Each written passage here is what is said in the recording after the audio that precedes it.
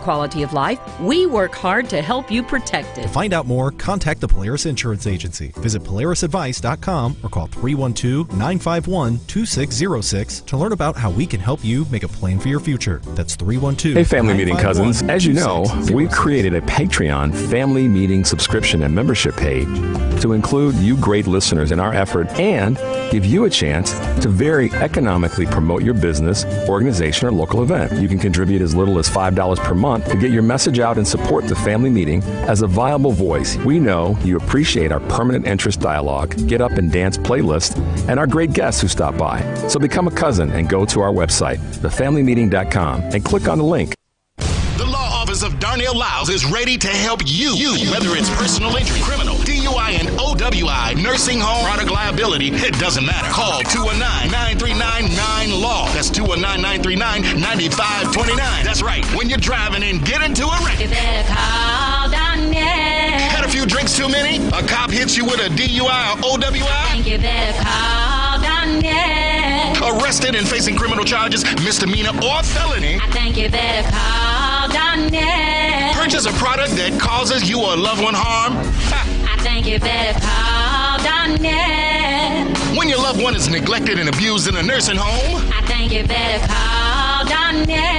That's right, you better call Attorney Darnell Lyles and get represented right. And the first consultation is free. Yes, free. So call right now. 219-939-9LAW. That's 219-939-9529. Attorney Darnell Lyles. Darnell Lyles.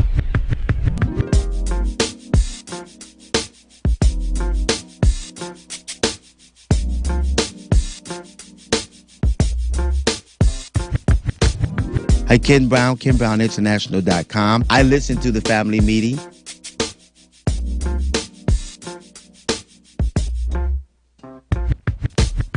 This is Rodney Harrington, and I listen to the Family Meeting. Welcome to the Family Meeting. It's family meeting time now. It's family meeting time. At headquarters. It's headquarters. It's family meeting time, y'all. I'm your boy E. That voice you hear over there that's goofy. He's probably been smoking weed or something. That's why he's that way. Is the black Asian dude himself. Hello. Grab your phones, find us on social media. You know how that works. Also visit the webpage. You know how that works too. TFMRadioshow.com. Archive broadcast, music playlist. This video going on right there, right now. TFMRadioshow.com. We're on the air today because of your support. Because you clicked that button on that aforementioned website, TFMRadioshow.com. The button is become a patron. You can become a patron for as little as $5 a month. Help us out, y'all. The Family Meeting is sponsored by the Polaris Insurance Agency. Get that life insurance without this stinky insurance guy in your house all night long. Visit Polaris, the number 4insurance.com. Polaris4insurance.com. Yeah, I'm getting to it quick today, man. Yeah, you are. I'm getting to it quick. I'm getting over all that stuff because I don't want to, Yeah. But I mean it, though. He means it. Hit the webpage, TFMRadioshow.com. Did you mention anything about our man? Oh, our white slave. Yeah, I forgot about our white slave. My bad, man. Devin is the man. Everybody around here lowered their ears. Yeah, Paul was talking about the Bo Biscuit when we walked in. He managed to find a Bojangles within striking distance of Chicago. Paul put the research in and figured it out. So the question is will a Bo Biscuit make it back to Chicago so that we can get some too? Is that like a 3-hour drive from Marion? I have no idea. I don't even know where Marion. I never heard of Marion before. Unfortunately, I have. Marion, Illinois, in case anybody knows where that is. I think it's 3 hours away. But anyhow. I don't care about places like that, man. That's me neither. Rural Illinois. I'd like to know where stuff is, but that doesn't mean I care. Yes. I don't care about that, man. Nobody cares about that. Listen, man, I'm about proof of concept these days. Yep. It's a phraseology that somehow or another has become part of my daily vernacular. Don't quite know why. Because of the circumstances around you, E. It is.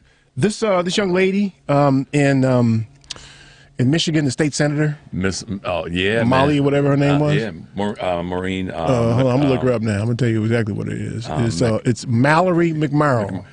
Did you see the interviews now? So she's been getting interviewed all week long. Yes, she did. They've been talking about her all week long. I watched right? them. Yeah. Is that proof of concept or what? That is the proverbial Independence Day moment where they figure out how to kill the alien ships. There it is. She dropped it on. I mean, when you brought it up last Sunday, I was like, yeah, I heard about it and I caught the clips, brief stuff.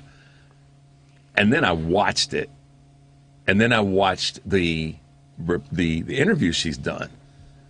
Everybody's chasing her down. Everybody wants to be around her. Yeah. She's the new, and her flash has had more than just a quick flash to prove your point even further, that it has some sustainability to it. She's the thing. And but here's the other thing too. To your other part of your point is what she said had content.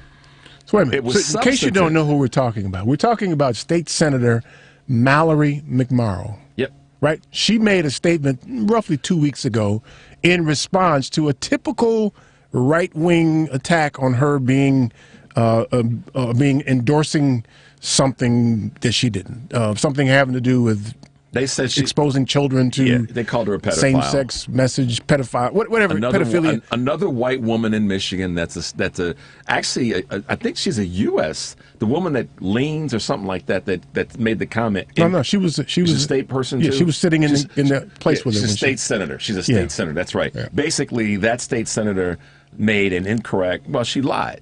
Yeah, so it's easy to find her now because here again, proof of concept is she is now everywhere because of how she responded to that very attack. Somebody came after her stuff, and she said, "Oh hell no, Hell no, And she this is how told- it is." And she called the girl out in front of her. and looked at her 3 or 4 times. Yeah, right. It's just Meanwhile, your boy, who's the Democratic dude that leads the black guy from South Carolina who leads the Democrats now, the DNC. Jamie Harris. James, you can't even remember his name. Can't even remember his name. Don't get me started, Eric. He was Grant. on yesterday with my girl Tiffany Cross, and some of you may have seen his interview. She was interviewing him, and she was doing her right best to say, "Hey man, come on now. Hey man, you got to pick it up some." She was doing her right best to give him the opportunity to pick it up. And just put the hammer down. And dude was like he Mealy-mouthing he had around. just eaten a whole chicken. He's like, I need to get a nap. He was just not. And this is on the heels of her having interviewed a couple of people, including Roland Martin. Yep. Who was saying just what we've been saying. You got to pick it up, partner. Yeah. You got to pick it up. Your girl showed you how to do it. You do got that. all the artiillery, and you just sitting there aiming at the target, but going, well, maybe we should tilt. We should tilt up a little bit. He went straight milk toast. Straight milk toast. It was- and Tiffany was trying to draw. Listen, man. Listen. Dude, she was giving him clear lane to just Pick it dunk up, on man. everybody. Pick it up. And he even hit any layups, man. She even asked him about their candidates and the DNC in general, Right. skipping over the people who you know are your supporters and trying to win over people who you know will never support you. To use the Richard Chew fishing analogy. You know, we get all these minnows right here. And he gave her a regular old milk toast answer. So I see why he lost against a crazy liar like Lindsey Graham. Yeah. I see why he lost. Yeah. Because he ain't ready to fight. No, and at least Lindsey screaming and clutching his pearls showed he was willing to scream louder, whether you call it Right. fighting or not. You know what I mean? And so unless you believe that this is us endorsing Democrats or being beholden to the DNC or anything like that, that's not the issue. We're still in the same place. We have permanent interests, right? And we have to make sure that we support those who have the best opportunity to deliver on our permanent interests. We don't care what party they're a part of. And it just so happens in this instance, the DNC is as close as we can get. But they won't fight for anything. Here's the disappointing part. I don't know how to say this, but I'm going to just say it and Eric will clean it up. So I'd rather have a crazy person that's willing to fight, maybe fighting in not the wrong direction, but fighting all over the place. Right. Slipping and sliding, but fighting, right, E? Than somebody that's sitting on the sidelines going, well, you know, you really shouldn't go over there to fight because it's kind of slippery and the ice might break. I'd rather have that person out there on the skates trying to do something. Kicking You know what over I mean? some furniture or something, man. And this is not to say that you got to go as far as they did, right? No. They assembled a mob in response to what they wanted. In fact, that's what they do. In fact, we know the routine now, right? They'll say something that's vile or unreasonable, usually about some vulnerable people. Right. Right? It's usually who they're picking on, right? Yep, it's some vulnerable people who who they feel like is the enemy, is the demon, and that kind of thing. And they use that as an opportunity to win money from these imbeciles who are intellectually lazy. And as soon as you push back, they play the victim. You're trying to cancel them. Or you're woke. Your wokeness. Or you're calling them names, and they try to put you in the category of being uncivilized because you're calling them stupid for having done something stupid. We've had people call in here and say, well, why are you calling people stupid? That's not fair. They getting bent out of shape. Stupid is stupid. Stupid is stupid. Right. They talk about their free speech all of a sudden, right? Their free speech. So because you've said something vile, and I've responded to you with vitriol because that's inhumane. What you've done is now I'm impacting your free speech. But I can't say any, and we talked about this before. I can't say anything about the stupidity that you just launched out there for the world to see and hear, because if I do, I'm robbing you of your free speech. However, by you criticizing me for criticizing you, which is part of this discourse, you're doing what you said I'm doing. All you're really saying is that only you have free speech. Right. I can't have free speech about your free speech. Only you have free speech. That is the other definition of insanity. Look at this whole book censorship thing. I mean, freedom from tyranny and government, but the government comes in and tells you what books you can read. Right. It's just like, wow. And we support that. Wait, but Eric, has this crossed your mind when you've been watching this and going, okay, they're saying we can't read, see, hear about, know about these books, which have been part of our lexicon of conversation for decades, if not centuries. And everybody's kind of gone, okay, yeah, blah, blah, blah. But then have you sat back and seen this, and gone, okay, well, wait a minute. If they're trying to take all this material out from reading, how weak are these people? Oh, they're such how weak, delicate, fragile ass. But see, that's the thing, though. I mean, I am convinced now, after having watched this crazy woman from Georgia on the stand the other day, because I wasn't to this point really sure. I wasn't sure if they were saying it saying things as a means to an end, or if they actually believed what they were saying. And so she's about as dumb as they come. This woman from Georgia, whatever her name is, Marjorie, whatever her name is, she's about as dumb as they come. It's Porkfoot, right? But the way she responded in this court hearing about I don't recall, it led me believe that she knows what she's saying is vile. She knows that she's trying to enact people, trying to animate them to do antisocial acts. She knows she's doing it by the way she responded in court. She was the smirks on her face. She was cognizant enough to know that she would incriminate herself if she admitted that she was participating. Yeah, and animating these people. Eric, so I'm going to follow your coattails on that, and then I'm going to throw a little. They know what they're doing. They know what they're doing. They're taking full advantage of these intellectually lazy ass people. You have, as well as me or anybody else that are professionals, learned to study body language to some extent. You're aware of body language. You played sports, so that was one of your cues to know how to guard somebody in many cases. Her body language and her facial expressions gave away the fact that she knew what she was doing. Because you don't, when you answer a question in a certain way that's supposed to be a non sequitur, excuse me, and then you smile. It's easy for you to say. Yeah, right. Then you smile behind that. You knew exactly what you were doing. It's almost like it was calculated. You knew it so well, it was calculated. So it is, in fact. I'm officially confirming that their behavior is craven and depraved. Yeah. That's who they are, and that they found a group of people who are intellectually lazy, who they can frighten on a regular basis. That are not willing to do anything other than follow. Right. But they got to keep them in fear of something all the time. Instead, that's what they are doing. Absolutely. It's keeping them in fear, right? Okay, so, this whole cancel culture thing and stifling free speech thing, first off, don't let them, right? Talking to one of them, if you have the occasion to waste that much time, is an opportunity for you to use the phrase over and over. that's stupid. Mm-hmm. It is. That's stupid. That's all you got to do. You don't have to engage and try to change their mind or switch them over or any of that other language. Just call out that's stupidity. Stupid. That's stupid. Right. So what they're going to give you is, okay, well, now you're calling people names. I didn't call you stupid. I'm characterizing what you're doing. Right. It's stupid. There's a big difference. Right. It's like that's stupid. It's like I've used the B word. But even if I was calling you names, so what? You're stupid. Right. That's the Eric Grant part. The second half, that's what Eric would drop on him. Okay. I do this a lot. When I'm referencing someone's behavior, I will say they're acting like, rather than, unless I have to. Okay, that too. Okay. But no. Yeah, I hear you. In the case of the B word, for example, I won't outright call somebody the B word, but I may say that they're acting like. And in this case, we get to use that with these stupid acting people, which is, that's stupid. Your statement, your actions are stupid. And you're too stupid to figure out how to change it. That's right. Yeah.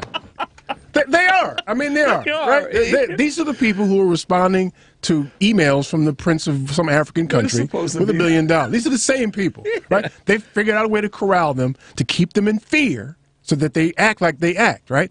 Because this is what happens. If you find yourself, unfortunately, wasting a portion of your life, having to have a discussion with one of these imbeciles, right? And so you've engaged into the process of repetitively saying that's stupid, and that's stupid too. That's definitely really stupid. Right? You keep on going on telling how stupid that is, right? When they find out that they can't get over the hump with you, the next step is to assemble a white mob, or try to perpetrate some form of violence on you in the moment because they want to suddenly get into a fight. And they start threatening you, right? I've had them before. I've had them threaten, I'm gonna call somebody about your business and see if I can impact your business. Go ahead, fool. Yeah. Go ahead, because that's stupid too. That's really stupid. That's stupid too. Stupid with a cherry on top. All of them, right? So what do you do with them once you've gotten them and you know who they are? Or you chase them off into a corner because they'll never, ever change. They won't. Right? We've seen, what's that congressman from Louisiana? He messed around and got shot. Scalise. By a crazy dude. Steve Scalise. And he's still on this gun thing. I know. Isn't that crazy? So you can't, you're not. Isn't that it's not going to happen. Is there not a wake-up moment? Listen, let's talk about this from what people like to say, there is a God. If there is a God that someone's going to follow, you would think that was the spirit, God, the universe, tapping on your door, saying, yo, player, you might want to back up off this whole gun. You might want to go, hey, to all of my supporters, I'm with you. The Second Amendment is there for a reason, but we do need to adjust kind of how we, admit it. And he didn't do none of that. He actually doubled down. This fool doubled down. Yep, doubled down. Yeah. They'll never get it. They'll never get it. I have to say this is going to sound cruel, but it's too bad. So, you got Dr. Oz running in Pennsylvania. And this fool, if you've seen the commercial of them out of the gun range and firing a shotgun, I kept saying, man, that would just be too crazy if that thing, backfired on him. Yeah, got him. Got him. Nobody else around. You just, bumped your own self. Didn't kill him. Didn't hurt him. I have a dear friend of mine who I'm not going to say who he is because y'all might know who he is. Uh-oh. Right? And he was lamenting the fact that he had coworkers where he works. Okay. That he's really stepping up and doing the job in a big way and being impactful on the organization. They were saying that to him? No, he was saying that to me. Okay. And he was sick of the fact that his colleagues weren't stepping up in the same way. Got it. Right? Okay. He says they're feeding off of the opportunities that I'm creating, but they aren't stepping up and creating opportunities similarly or even in the realm. Right. So I had to tell him, I said, listen, man, first off, I don't like the fact that you're insulting my boy. He said, what do you mean? You my boy, and you're not giving yourself enough credit. Yeah. If everybody could do what you do, then you wouldn't be you. Right, yeah. Right, you'd just be average. Right, because they can't do what you do. So it's stupid. You're stupid. For getting frustrated. Frustrated that other people can't do what you do. Yeah. Right? Give yourself more credit than that, man. Right? One. Right. Well, that's it. And that's all it needs to be. There doesn't need to be a list of 10. Right, let's move on from this now. Yeah. So I don't want to hear that no more. And just keep running. Keep doing what you do, man.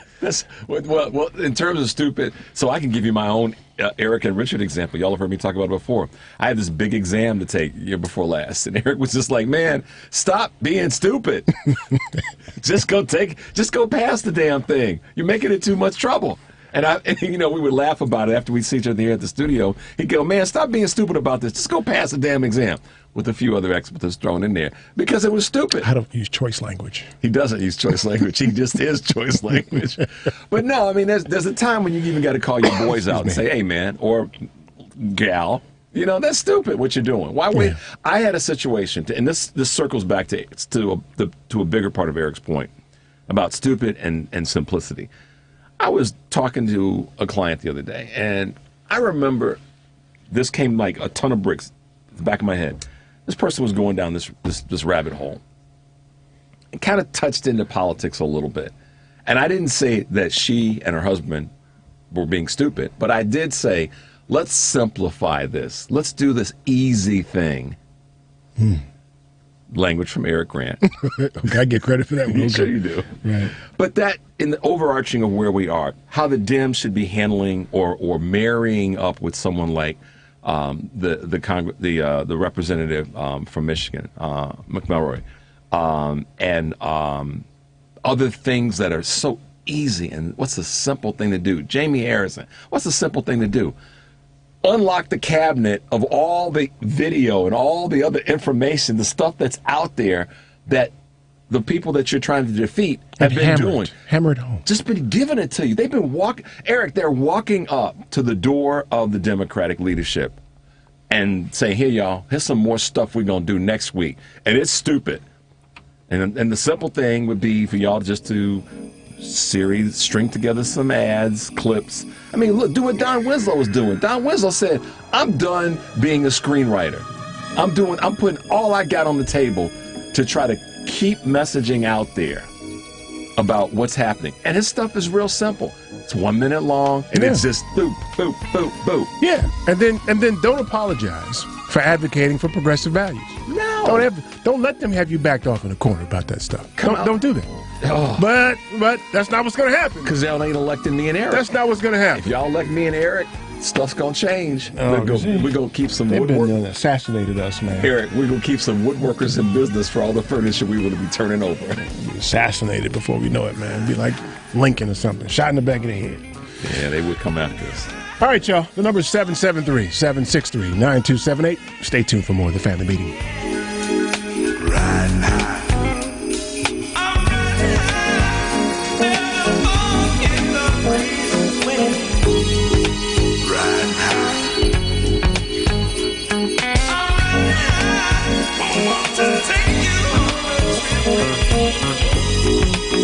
Hi, this is Wendy Calvert at wcalvertlaw.com. Welcome back to the Family Meeting.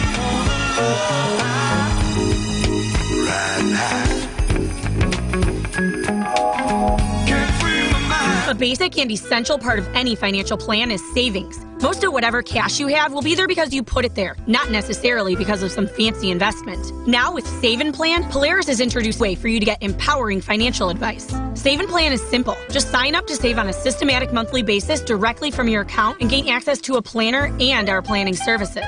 Once you sign up to save, Polaris will help you develop a customized financial plan and give you a real person to speak with. Your dedicated planner is just an email or phone call away. Save and Plan offers empowering advice for everyone. Visit us at polarisadvice.com and call us today at 312-951-2606 or email us at polarisadvice.com. That's 312-951-2606 or email us at polarisadvice.com. Save and Plan, empowering advice for everyone. Securities offered through Lion Street Financial LLC, member FINRA and SIPC. Investment advisor services offered through Lion Street Advisors LLC, registered investment advisors. ETA Creative Arts Foundation is bringing community back to the community with its Outside the Box social events, starting Monday, November 29th with House Music Mondays, Tuesdays, 1-2 stepper set, Wednesdays, open mic night, Thursdays, karaoke night, and Friday, all laughs, no play comedy series hosted by comedian Stick. For more information about our weekly series, visit www.etacreativearts.org. That's www.etacreativearts.org. Hey, this is Brittany Perry. Did you know there's a black-owned footwear brand based here in Chicago? Perry Co. Shoes creates affordable luxury footwear and accessories for both men and women. Whether you're in a suit or out with friends, They provide pieces you can wear on a daily basis. Breaking barriers, inspiring style. Visit www.perrycoshoes.com to purchase a pair today. That's www.perrycoshoes.com.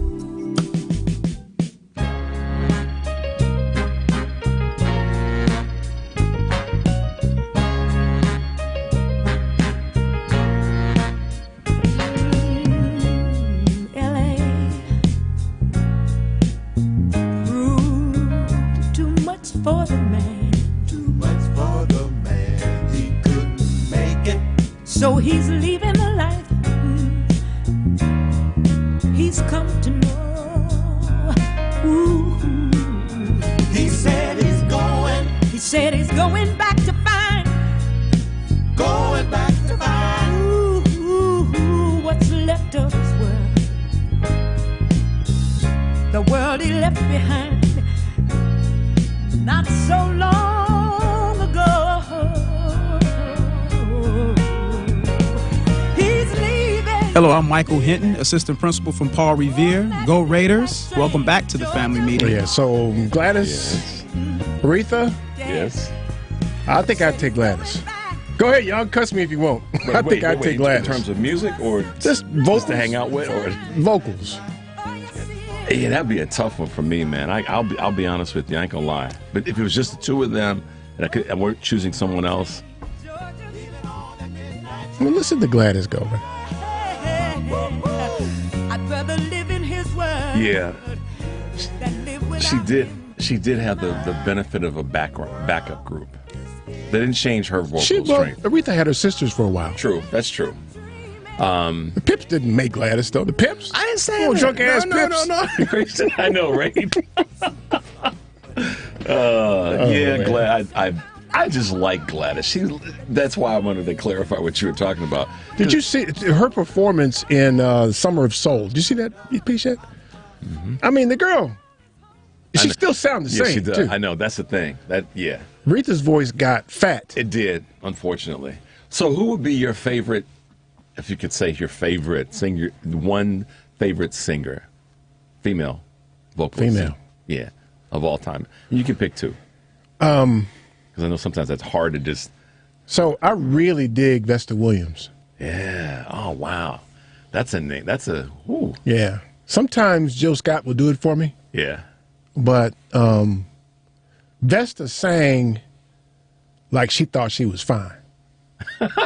That's a great description. Vesta, she put it on you. But I enjoy Gladys. Gladys just doesn't have enough contemporary hits to put her name on. Yeah. That's a good way of putting it. She's not really my generation. Gladys is not. She's enjoyable to listen to. She's not really my generation. Vesta's more my generation. I enjoy Jill Scott too. Yeah. I like Erykah Badu's music. Yeah. But her voice, she's got the same voice as Lady Day. Oh, yeah. Okay. And I don't think either one of them really they're not singers, they're vocalists. Like Prince was not a singer, he was a vocalist. And there's a difference. Yeah. There's a difference. And that's okay. Like on Ray Charles, he was a singer. Yeah. Right? Because his tone and tenor was always right. Well, and you could take here's the other thing. One of my measuring sticks, I guess you could say, is you take away the instrumentation and have that person sing a song. Right. That kind of defined them being a singer versus a vocalist. Which brings to light Marvin Gaye. Yep. So I think Marvin Gaye was better a cappella. In a few instances I saw him do that than he was over music. In fact, music was a distraction from his vocals. In some cases it was, yeah. And that was one. But think about that. That was one of the, I guess you could say, problems, for lack of better words, that he and Berry Gordy had, is where they were going to go with that. And Marvin kind of made his own decision, but y'all need to do the research. Eric and I just nerded out because Rich asked a question because Eric posed a comment. On the music thing, yeah. We did on the music thing. So the last thing I want to put out there just for consumption is this money going to Ukraine. See, here's the thing that... y'all prepare your ears. Yeah, this is the thing that goes around in this country now that really kind of stifles dialogue, right? So if I were to say to you out loud, Why are y'all giving all that money to Ukraine? Didn't give, no money to these kids for lunches, hot lunches or hot breakfasts or whatever like that. Then the conversation, if you allow it, devolves into left hand, right hand. It's either this or that. Okay. Right. So, like, I'm not saying that the people of Ukraine don't need the help. Right. And he's never said that, by the way. Right. That's not the point. The point is, it's both and. It's not either or. It's both and. Mm-hmm. It's not just Ukrainians on this earth that are suffering in a similar way. Right. There's a bloody war in South Sudan. Bloody war. They could use the help too, by the way. Mm-hmm. There is all manner of consternation in several South American countries. True. Which necessitates people fleeing the country to hit our border. And yet you got people wringing their hands about people approaching the southern border, about migrants, right? Migrants is a global word to describe people who are migrating from one place to the other, right? It doesn't, which is what Ukrainians are doing to Poland and other countries. Right. I think they're going to Poland and Moldova. Or, Moldova, yeah. And they've got counseling and yoga classes and welcoming school committees for the children. And homes for them. And Eric and I are not saying that shouldn't happen. We're just saying this kind of goes back to our why just new them? T-shirts. Why just them? And what are the rules? Right. Why just them? What's the guideline? What's the global policy on? See. First of all, I'm going to go back to something else that Eric has said to us, and we've talked about, is why in the hell do we have people in the first place on the planet that are in charge of stuff, companies, countries, and the rest, that are wreaking havoc? Why can't we have a Rodney King moment and all just live in peace? I mean, why in the hell do we have to have these crazy people, these crazy fools out there tearing up stuff? And I know that's maybe a weak-ass way of putting it, but tearing up stuff that causes other people harm and unrest. I would offer a further clarification on the word people. Yeah. Really, I would... Because if we say we're not animals, then... Right. But I would offer to you, I won't even go as far as just to say white men. Just men, period. I had an interesting conversation with somebody this week. This is a preview, something that I didn't even plan on telling you or anybody today. Uh-oh. Because I hadn't flushed it out of my head. But I had decided earlier this week, in the middle of the week, I decided, listen, dudes are screwing this thing up. Dude... Those of you dudes, the male species, y'all gonna get us all killed.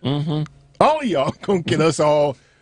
I'm using y'all as a colloquialism to describe just dudes, guys, men, males, all over the world, or just wherever y'all go. Stuff gets all jacked up. Causing some hell. Just causing some hell. Right.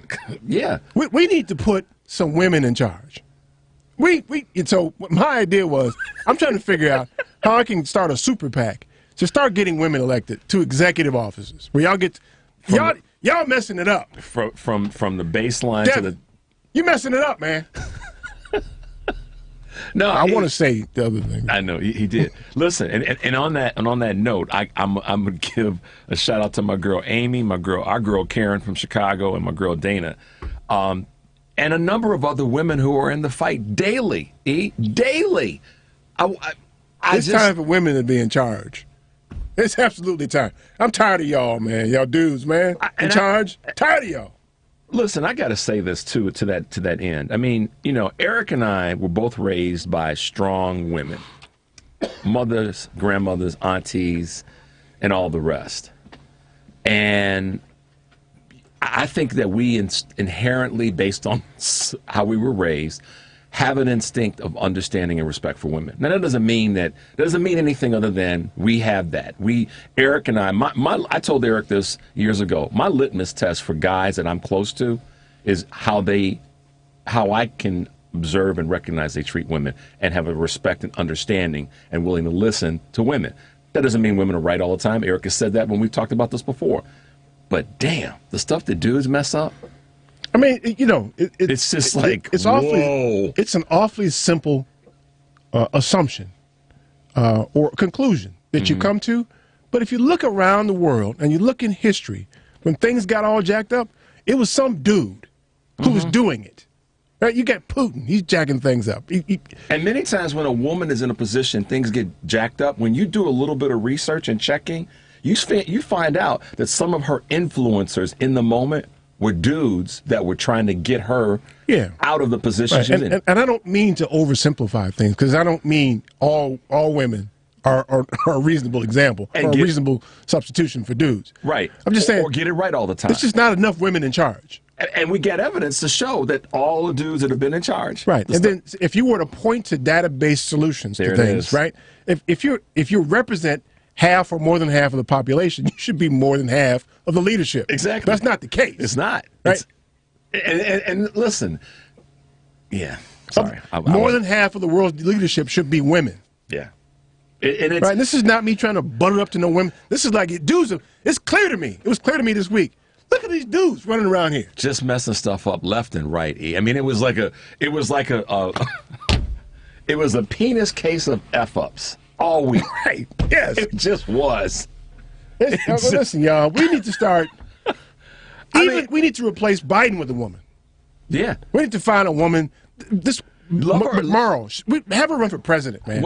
When I watched that video, I watched it 3 times, and I kept hearing you say last week, if she had the other faculties necessary, damn sure I would vote for her, because she spoke unfiltered, and she said what needed to be said. There's a part of how she spoke where I always say this just so nobody get too upset, but if you do, I don't care. It was a moment where I was like, she'd been to a black church on a Sunday. You know what I mean? You know, she got that thing in her voice where she kind of, and she adjusted her body at the podium. If she hadn't, she was channeling it. She was channeling it because she brought it. And yes, so. Yeah, so listen, y'all, this is not the official kickoff, but I'll be damned. I need to do something to help get more women elected to these executive offices. I need to get more women on boards, corporate boards, more corporate women to be CEOs, because dudes. Y'all, man. Y'all me too. Yeah. No, I get it. Don't give me no jobs where I'm in charge of anything anymore. That's what I'll do. I'm not in charge of nothing anymore. I'm relinquishing my leadership roles as soon as y'all find a woman to put in my. Listen, if you want somebody in here every Sunday that's a woman, I'm done. Bring her in. Eric will tell you he's in some of the business things that he's working on outside of his regular life. He's had to go in and clean up some stuff, and in cases where he's having to clean this stuff up, it's stuff that dudes messed up. Yeah, some dude made a decision about something that was, and oftentimes it was because he was attracted to a woman or something. You know, it's just we make idiotic decisions. Idiotic decisions, man. Yeah. I wouldn't trust us with a banana. Might end up in our ear somehow. Well, certainly not just with the gun. I mean, listen, how many mass shootings do we have on record just in the last 5 years that were done by women? Yeah, how many? Right. How many? Good question. Somebody help me understand. And women are so the Second Amendment doesn't say that every dude has the right to bear arms. It says every citizen. Right, but women have, for some reason, chosen not to engage in mass shootings. Why is that? Help me understand that, E. Right. But one of the largest, of the 2 primary genders, so y'all know what I'm saying, that end up dying from mass shootings, ironically happens to be women. So we're killing them too. We won't let them in leadership, and we're killing them. Come on, man. All right, listen. I don't want to take this too far. I really don't. But because people are gonna make it a thing. That's okay. And I don't care one way or the other. But I'm just saying, I'm not trying to have an elongated conversation. That's what I'm getting ready to do. That's what I'm getting ready to do. Because I'm tired of what you dudes are doing. I'm tired of just damn. Let me get Pam. This is a good segment for Pam. Good this is great for Pam. Because given Pam, what go on, give it to me, Pam. Yeah. Hello. You all are making me so proud. You're making me so proud. Thank you for the acknowledgement that women just may have a better perspective and handle on things. Not always, but our perspective is certainly not at the decision-making table. It can't be worse than what the dudes are doing. It can't be worse. It can't be worse. I'm in total agreement. And if you all recall, one of the Democratic candidates, think her name was Marianne Williams or Williamson. Do you all remember her? Yeah, she ran for president. Yeah. She ran for president, and she just made a statement, which I thought made sense. She said that we should have some type of Department of Peace. And everybody thought she was flaky for that statement. When I thought that made perfect sense to me. If you have a Department of Defense, which we know is Department of War, it would just stand that you would want a Department of Peace. Hey Pam, can I jump? Sorry, I'm going to partner up with you. I don't mean to cut you off, but that's okay. let me ride along with you on that. Just yesterday, my wife and I were driving down the street, and we saw two homeless people who were just having some issues. And my wife said we should have in our police department a department that dealt with the psychology of that part of our society. Yeah, a Department of Peace. Yeah, it's Sorry, harder Pam. to wage the peace than it is to wage war. It's easy to wage war. Yes, and it's much more difficult to negotiate, strategize, and plan for peace. So I thought that was, an excellent idea, but people called her flaky and went on and so forth. But it wasn't people; it was dudes. It was dudes, yeah. Women, dudes, okay, dudes. And so, and I think when you talk about women in power, it just becomes so adversarial, and sometimes just so demeaning to women that if you see women as second-class citizens, or if you are men that see women inferior, then therein lies the problem. Right there. If you don't see us as equal, and here's the question that I ask men that I date, and I encourage the young women that I have any influence over to ask: do you see men and women as equal? Now, let me just state that again. Do you see men and women as equal? So the next question I believe that a man should have: what is your definition of equal? And my definition, I'm using a mathematical definition, having the same value, guys. Not one being stronger than the other, weaker than the other. Just having the same value in life and as human beings. Well, I don't view men and women as equal. I view women as better. At this point, better. Yeah, based on all the data, Pam. Yeah, the data is in on that. Well, certainly you can say less violent. You certainly can say that, and you can qualify or quantify that. You definitely can say less violent, and I don't know if that's because of the testosterone versus estrogen. I guess we'd have to look at some of the things biological, as well as the development of the brain. Don't, Pam. Don't look at it biological. Don't do the data analysis. The data's in. It's already decided. We don't have to know why. We just have to know that it is. Eric, you and Richard tell me what is wrong with men.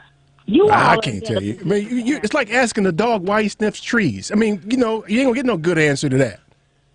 Just don't let us be in charge no more, Pam. Just do that for me. Well, then also you have to look at the way we're socialized. I mean, there are so many elements to this, but when you just look at how little boys and girls are socialized, right, and the things that women are pushed to versus the things that boys are pushed to. I mean, so it just encompasses so much. Till when we become adults, it's reflected in the way the world is run. Except I'm not interested in the analysis, Pam. I'm not interested in any analysis. The data is what in. Do you need, Eric, what information? So what you need to know? What? How are we going to get more women in control? That's all I need to know. I don't care why y'all better than I don't care about none of that. I'm done deciding on that. That's decided already. Okay. So we just have to get more women elected, and like you said, to the boards. And that's going to be a tall order. Not impossible, but a very tall order. We got to do like your girl Mallory did and start raising hell about it. Yeah, just in real time, not wasting. Do like Mookie did in the pizza parlor. There ain't no women on the wall, man. Where the women at? Where the women at? Yeah, and not for the reasons that a lot of guys would ask for. And let me just go back one moment. Did you say that Aretha Franklin's voice was fat? Yeah, it got fat. Yeah, her voice got fat. Not like a fat person. I mean, it was a heavy sounding voice. No, I know exactly what you're saying. I think it's because Aretha was a smoker. Yeah. You all remember that, right? Yeah. And so I think that was a lot of what you're hearing. And lastly, let me just ask you all this: with the Democratic messaging, you're certainly absolutely correct. And like I said, Jamie Harris, did you all hear that he had some conflict with Democratic donors? Yeah, Mr. Potato Head. How he was going to do some messaging. So I don't know if that impacts it, but right now the Democratic Party needs to be more aggressive. I want to see legislation right now that bans child marriages. And that's in answer to them stating that women have to carry to term or part-term the baby of a rapist. Mm-hmm. There it is. Victim of incest. You've got to go through it. They want you to have the baby and then put the baby up for adoption. Immediately, you need to come with a law that bans child marriages, and let's see the Republicans fight against that. Because you all know Mitt Romney came right away when Joe Biden talked about eliminating debt, student debt. They're already trying to formulate legislation which will strip him from being able to do that. You all heard that, right? Yep. Mr. Rich Guy himself who didn't have to pay for school out of his pocket, right? Yeah. He had to liquidate his stock portfolio to pay for school. We need to come with the legislation that is going to combat all of this nonsense, and Joe Biden needs to sign any executive order that will deal with this voter suppression and oppression. We cannot let these Republicans take office, take over, complete the coup, if you will, from January 6th. We cannot do that. And the hearings are coming up, guys, and what are your thoughts about that? Don't get me started on that, Pam. I'm going to take a break before I do this. I got to calm down. All right, Pam. Be well, girl. Thanks, Pam. Thank you. All right. Pam for mayor. Pam for mayor, y'all. Yes. 773-763-9278. Stay tuned for more of the family meeting.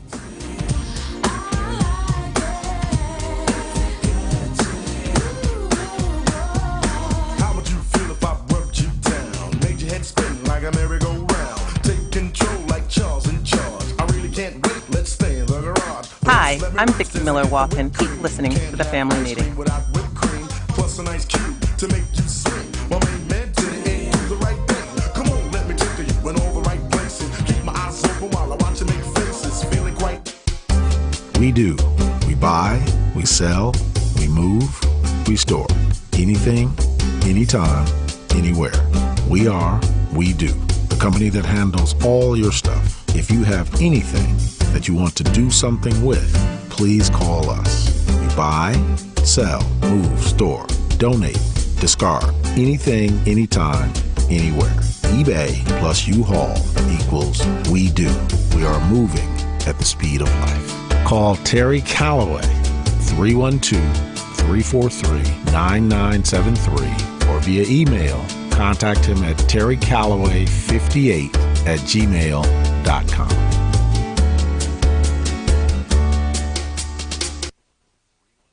A 2016 study estimates that 13.1 million Americans were victims of identity theft that year. Fight back against identity theft by signing up for Identity Guard. Identity Guard monitors your credit and identity information with alerts that can help you respond quickly if certain changes indicating fraudulent activity are detected, as well as help protect your computer from viruses, keylogging, and other serious threats.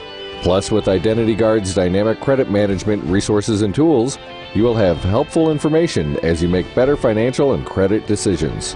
Identity Guard includes $1 million identity theft insurance and lost wallet protection, and more if you ever do become a victim. Protect your ID by visiting lookaftermyid.com. That's lookaftermyid.com to securely sign up for Identity Guard today.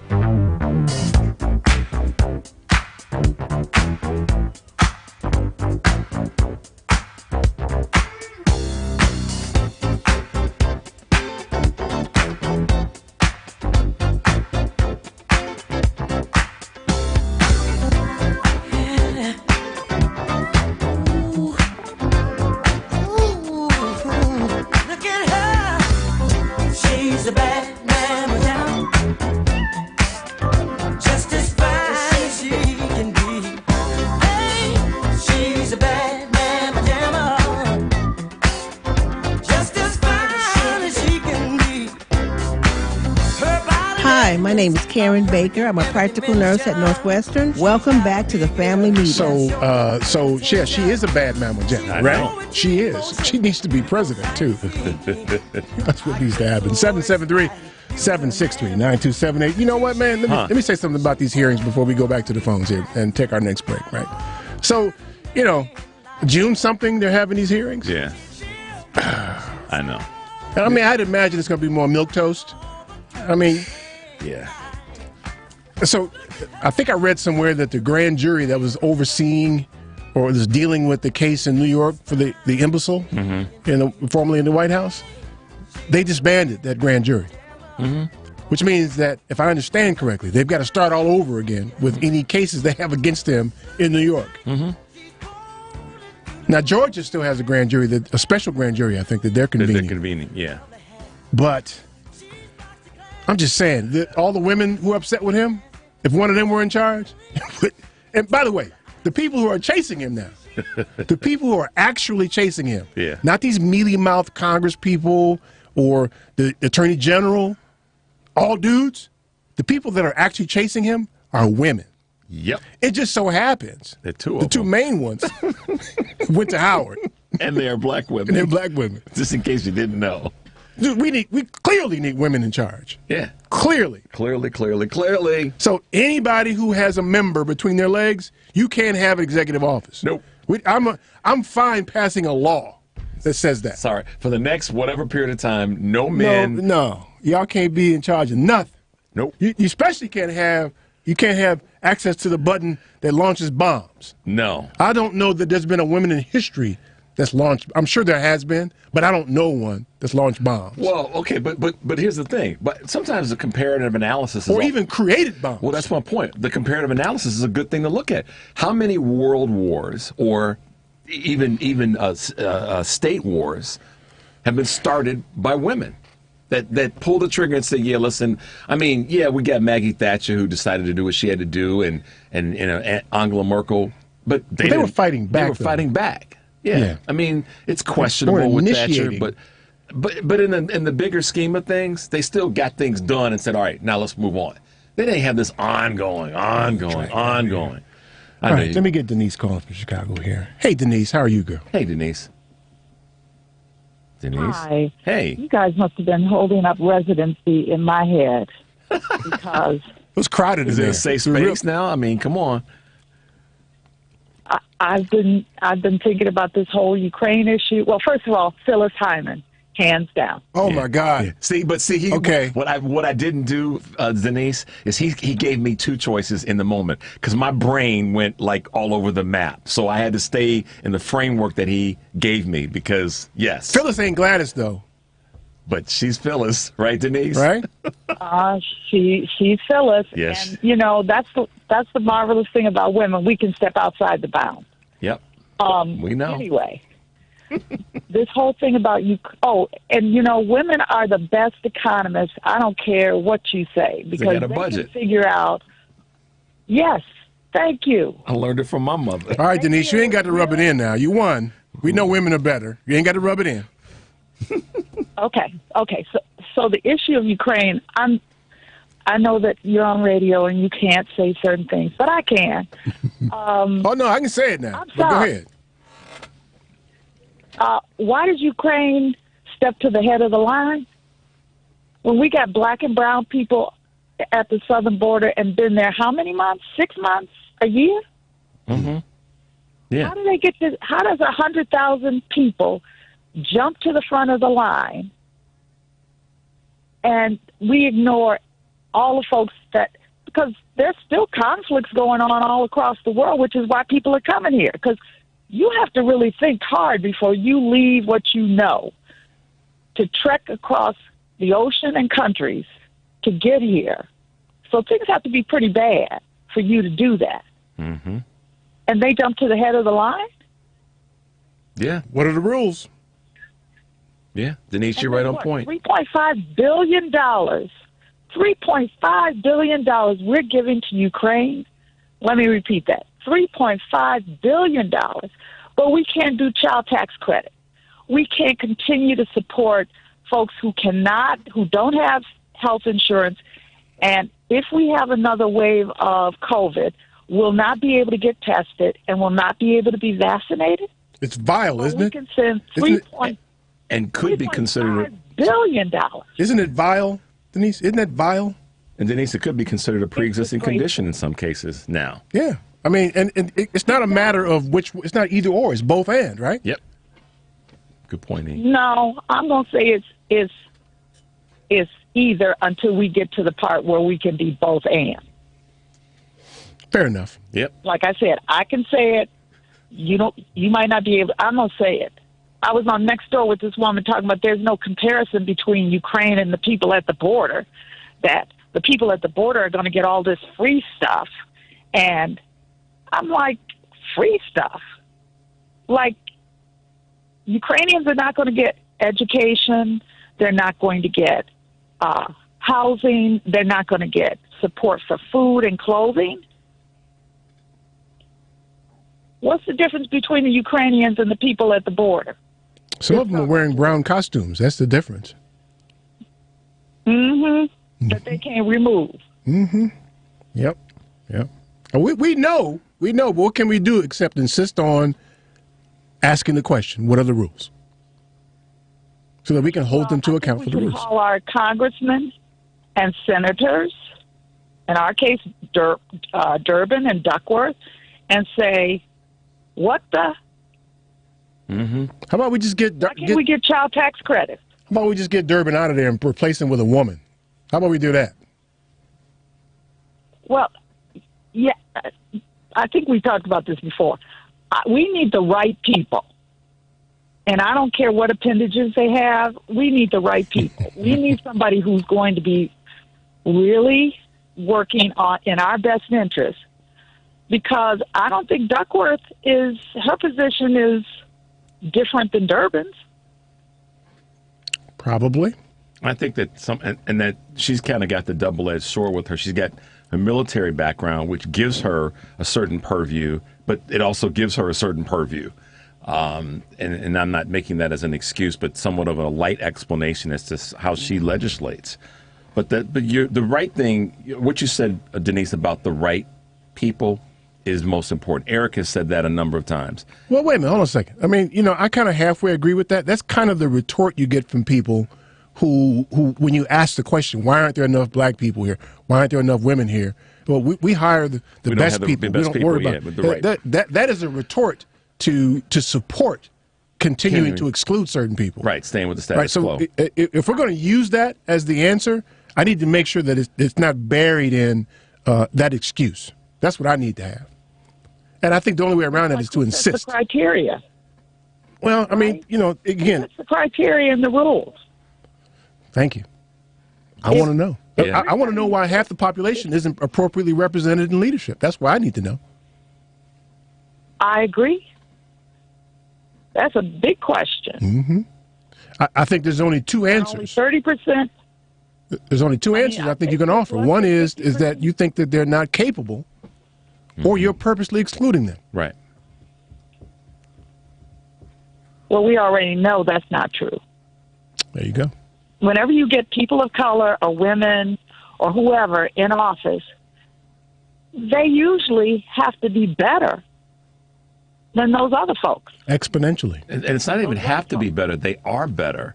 It's just that the fact that the lid has been on for such a long time, anybody, quote unquote, breaks through the ceiling, they had to be exceptional. To Eric's point a couple of weeks ago, why are we even having a conversation that Judge Brown Jackson was exceptional? Why was that even part of the dialogue? Because it had to be so that, frankly, white men could find a way to be feeling better about it. That's the answer. To vote for her, right. You're right, because we know that those other judges sitting on that court, for the most part, aren't exceptional. Nope. No. I mean, it goes across the board, too. Our president right now, he's not exceptional. Good guy. He's not. He's not exceptional. He didn't do anything dramatically good. Yeah. No, he didn't. Yeah. He was the compromise. Well, he was a pragmatic, under the circumstances. I think some of that was a chess game, given the fact that white America needed to see, white progressives, liberals, Democrats needed a white male to offset their guilt for having voted for 45. There's a certain part of the conversation that the data behind that says that a lot of liberals, progressive Democrats that moved to the center and voted for 45 in 16 needed a good reason to come home. So to your point about compromise, that was part of what had to happen, and we ended up going with Biden. So right or wrong. Yeah, good guy. Yeah. Good guy. But, he's a mediocre white dude. So, okay. Yeah. Denise, I appreciate your contribution. Go ahead. You got one more thought? I was just going to say, so we decided after a post-racial era, we needed to go back to the pre-racial era? Severely pre-racial. Yeah. With Biden? Well, that's a rhetorical question, right? Yeah. Yeah. That's strictly rhetorical. Thank you. You two have a great evening. You too, Denise. You Be too. well. Stay safe. We like Denise, don't we? You too. We like Denise. I think we like Denise. She and Pam, they are... Pam's better than Denise. I ain't going to say that. You can get us in trouble, man. I ain't worried about that. Why you going to say that about women? I mean, yeah. All right. Y'all ain't finna pick on me about nothing like that. Pam's better than Denise in the moment, and then Denise is better than Pam in the moment. Conciliatory Richard. He couldn't get it out, y'all. He got stuck like, how do I say this? I know what I'm trying to say. I know what he's trying to say. I know what I'm trying to say. This man, get out of here, man. I see Earl, Jim, Dave, and Bob, and I see all you guys. There's 2 Daves waiting for us. Wow, goodness. Yeah. Dave squared. Yeah. Stay tuned to the family meeting. We will be right back. The number is 773-763-9278. We'll be right back.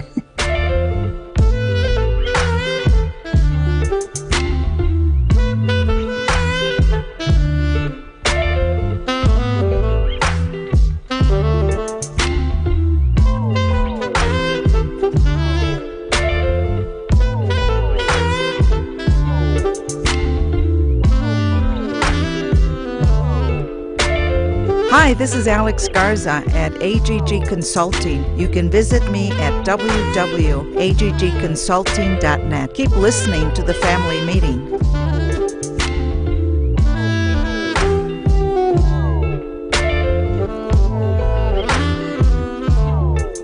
Hey, family meeting cousins. As you know, we created a Patreon family meeting subscription and membership page to include you great listeners in our effort and give you a chance to very economically promote your business, organization, or local event. You can contribute as little as $5 per month to get your message out and support the family meeting as a viable voice. We know you appreciate our permanent interest dialogue, get up and dance playlist, and our great guests who stop by. So become a cousin and go to our website, thefamilymeeting.com, and click on the link. This is Chicago's Progressive Talk, 820 AM, WCPT Willow Springs, and online at WCPT820.com, where facts matter.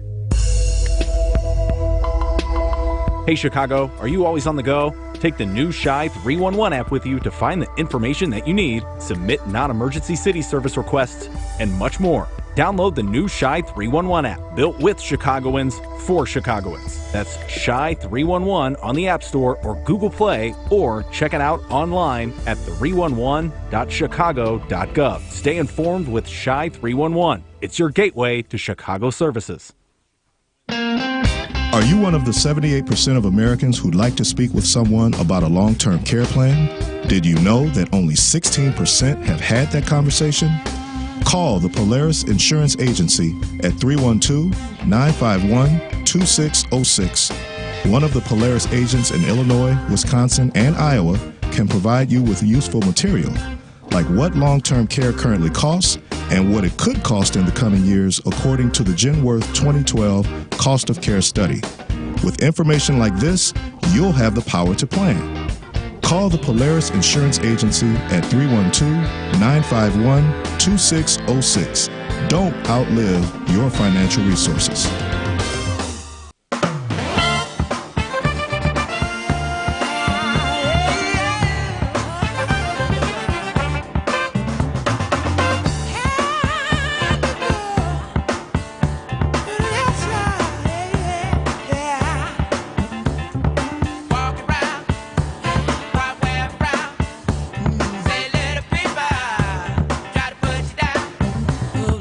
What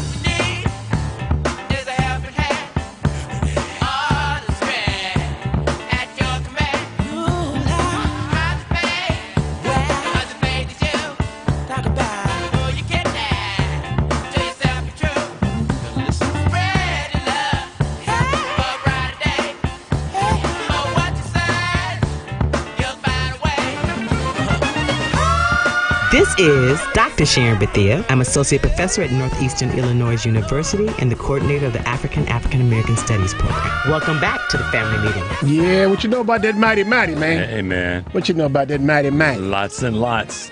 So, one of my guys on Instagram posted covers of Earth, Wind, and Fire albums in the 70s and in the early 80s. Mm-hmm. Not only were they great albums, musically great albums, but the artwork was just amazing. Yeah, I mean, like definitely. Although these early albums only had photos of them. Yeah, like this was the open our minds or something. Yeah, I forget the name of the album, but I think what was the first? Well, when they used to have the African or the Egyptian drawings, though, those were incredible, those were great. colorful. Yeah. These early albums, though, only had photos of them. Then I think the first one was I Am. It was the first album that had the Egyptian artifacts as part of it. Yeah. So there's so many of them. Yeah, I know. That's right, man. Earth, Wind, and Fire, baby. Which I know about that mighty. That's right. Mighty. I remember Don Cornelius. I remember him introducing. You know, I used to do. This is the elements of the universe. Mighty. Yeah. Don was something else, y'all. You just didn't. It was nothing like a Saturday afternoon. And Don would just Soul Train is on. Man. The elements of the universe. Mighty. Yep. All right, y'all. 773-763-9278. Let me get my man Earl calling from Hyde Park here. Earl, what's new, man? Oh, man, I know you guys are too young to know about Soul Train. You must have seen some reruns somewhere. No, man. Hey, man, let me tell you something, Earl. You messing things up, man. You just messing things up. You need to step back. Let the lady step in, man. Yep. Yeah. Look at here. You guys can't leave well enough alone, man. You're giving women compliments, and then you take it away, then you give it again, and then you take it away. Just give the women compliments and just leave them alone.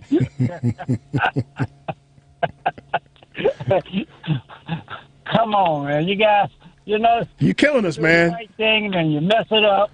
Then you do the right thing again because you know you mess it up, and then you come back. So just do the right thing and move on. Dudes can't do that, man. We're doing the wrong thing. We're messing it all up, man.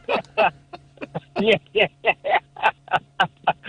But at any rate, the reason why I called in now, we all have been saying the same thing, but just I will throw a little cherry on the top than what everybody else is doing. All right, we know the answer to the question. The answer to the question is white folks.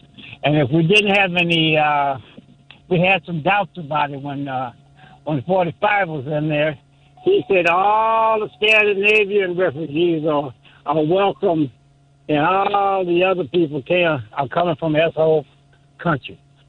So we know what the answer to your refugee thing is. There's a certain element in America that's going to welcome in white folks because they think the country is browning too much. And for all the white folks that we can get up in here, they're going to get them in here and leave all the brown folks brown and black folks at the, border and stuff and find an excuse to send them back to wherever they're going. Because if you look at how many Haitians we send back without even getting a hearing, it's pitiful. But, hey, for 400 years, man, they've been enslaving us, denigrating us, giving us less than and expecting us to achieve and succeed in a world that is, basically geared to keep us in a certain place. And a few that can break out of that, are exceptional. And, they are not necessarily the rule. So I don't know how we correct that because our people have been dealing with this stuff for over 400 years, and they always find an excuse to keep the black man or woman down, but they find a way to elevate. Joe Biden, like you say, he's not a bad dude. He may not be exceptional, but let's face it, he was the only white boy in the game at the time that everybody could get enough behind to win the election, because he wasn't going to erect another Barack Obama, and anybody like representing the squad was not going to get a chance. So Biden was only the man that can run up the middle and get the touchdown. So, but I appreciate you taking the call. Okay, man. But I'm just trying to help you out, guys. You know, when you're giving women a compliment, leave them alone. Don't go back on there and mess it up. When you got it right the first time, just leave it alone and go on to something else because you guys are taking it back, man. All right, thanks for taking my call. All right, man. Be safe out there, man. Leave it alone. All right, man. Be safe out there. Bye-bye. Let me get Jim calling from Chicago. Hey, Jim, what's new, man? Peace, love, soul, gentlemen. Thank you. The Soul Train. I had a depressing. I went to make a couple of bets with my bookie this morning. It's 9-1 for the Democrats to hold on to the House, 3.5-1 for the Democrats to hold on to the Senate. That's pretty depressing in itself. I think the only thing that could mitigate this a little bit is the June decision by the Supreme Court to gut Roe versus Wade, the 50-year-old law that's been enacted for 50 years.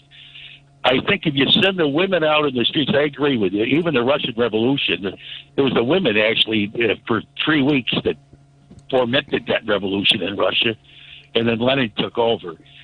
It's always the women, and once they've gotten the vote, once they get riled up, with the help of God, I hope to God they get riled up, and we could bring the. I was going to bet a couple hundred this morning, but I'm thinking to myself, well, I'll wait till June. But actually, I don't know what to do. 9-1. That is quite a mountain to climb, and 3.5-1 for the Senate. I mean, they gerrymandered Florida. They're taking 4 seats away. They're knocking out 2 black districts in Florida. We're filling them up with 2 white districts, so that's 4 districts there. So they're going to. DeSantis is going to come here in Washington with an entourage. Oklahoma is already they're completely gerrymandered. They're probably what's happening is they're picking up seats. They're inventing seats to put into the because they're playing chess and Democrats are playing checkers. But the point is, if they suppress the vote like this, and then you've got the Heritage Foundation that's run by Charles Koch, who's polluting the world and denying climate science, and he can buy these candidates on the cheap. They rigged the elections all over the country. I mean, until we get this dramatic amount of money out of politics, look at Illinois. We got to sweat out 2 seats on the Supreme Court in Illinois. They could turn Illinois into a nightmare. The 2 Republican judges on the Supreme Court in Illinois could turn into a nightmare. You know, Griffin is backing the guy from.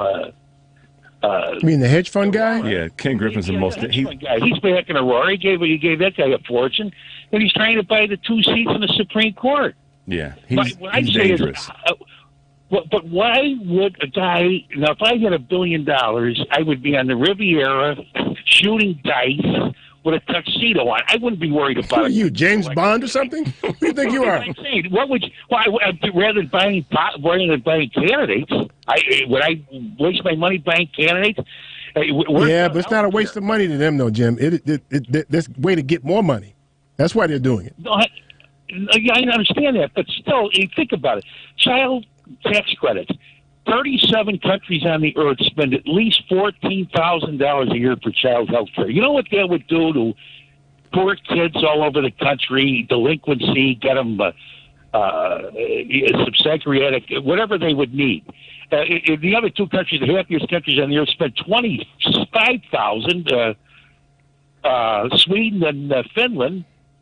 And we're in the dark here we don't have any health care. We got 31 million people without health care.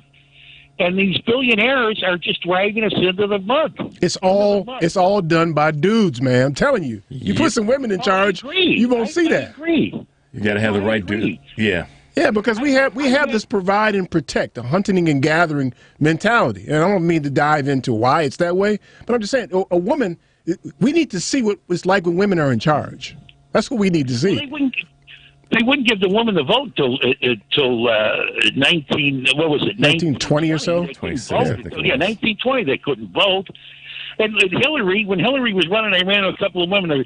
Well, I don't think a woman could run the country. I don't think. I said, what? Are you nuts or what? I mean, come on. Anyway, I just hope that June, I think, will mitigate a little bit with this decision on Roe versus Wade. You guys have a great show, and thank you. Thanks, man. Be well.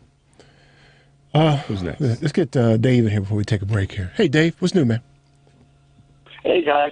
Hey, to answer, I think, like Denise was mentioning about those migrants. I mean, some of the difference on the Ukrainian ones, they plan to go back after it's over with. They don't plan to be permanent in Poland and U.S. or wherever they're being put. I don't think the ones from the southern border, like and the ones that you're talking about, plan to go back. You know, the Ukrainians have said they want to go back to their homeland. Well, I think that is the case for all the immigrants. They would like to all go back. To Denise's point, what they left, what they had to leave to come to a different area. I see what you're saying, Dave. Yeah, but I think that's a difference without a distinction, man, because everybody can walk to the border and say that let me in because I want to go back. Everybody can say that. But I know in Chicago, for instance, we have the largest population of Polish people next to Warsaw in the world, right? And I can't help but believe there's a bunch of illegal immigrants here that are Polish. And many who probably said, I'm trying to go back one day. Yeah, and that didn't go back, and they're fighting so hard, you know, that they're leaning towards them, too. Remember, that place is the breadbasket of Europe, and they got all these minerals, and, you know, that especially they got, I believe, even like lithium and all this kind of stuff, you know, that they're a little short on, you know, these days, and that. So, and you mentioned something on other topic about, I'll get back to one more on Ukraine. I see today where Adam Kinzinger introduced an authorization for use of military force, that if Putin used chemical, biological, or nuclear weapons against its neighbor there. And see, that's the thing, though. That's the thing. This country has a long history of killing people that are bad like Putin. And so just go kill him. There's no way that there's not somebody that we don't have embedded already that could get close to enough to Putin. I mean, look how many people he poisoned around the country. He can't be the person that has perfected the ability to kill people. Yeah. That are hiding. I remember back in, before we got mixed up in the Gulf, he had gassed these people. We didn't do nothing. Yeah, I mean, why now? Until they went into Kuwait. I wonder why, because of oil. But that time when he went and gassed those Kurds, you know, tiff, you know, so bad, this guy's nasty, didn't do nothing until he attacked Kuwait that time.